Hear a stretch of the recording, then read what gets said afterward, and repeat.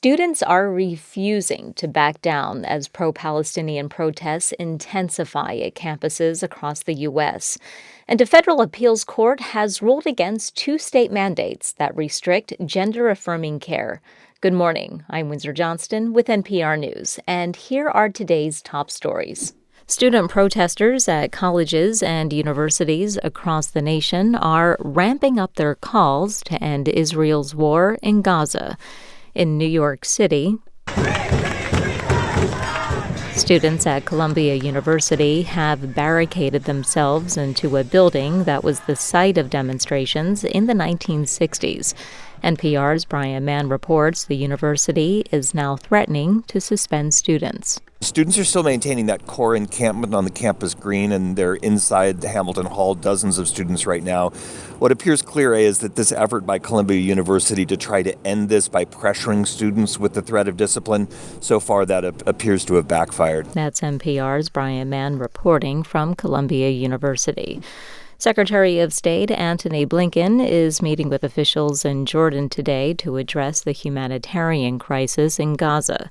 The Biden administration says not enough aid is getting into the region over land, so the U.S. military is building a floating pier offshore.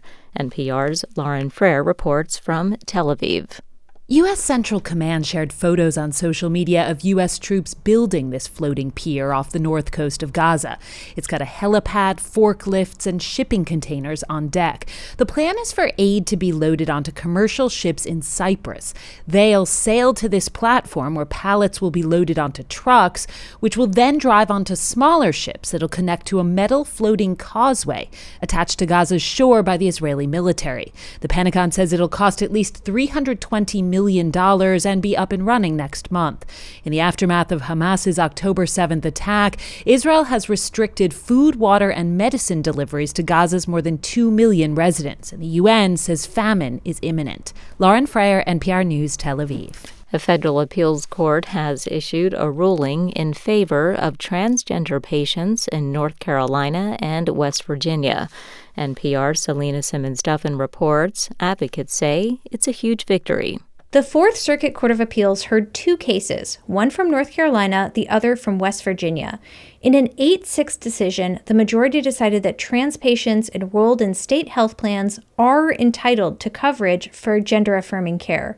The opinion called the denial of coverage, quote, obviously discriminatory. Tara Borelli argued the case for the plaintiffs. She's senior counsel with Lambda Legal. We're absolutely thrilled that the court ruled that discriminatory treatment just has no place under the law. Both states have condemned the decision and suggested that they will appeal to the Supreme Court. Selena Simmons-Duffin, NPR News. This is NPR.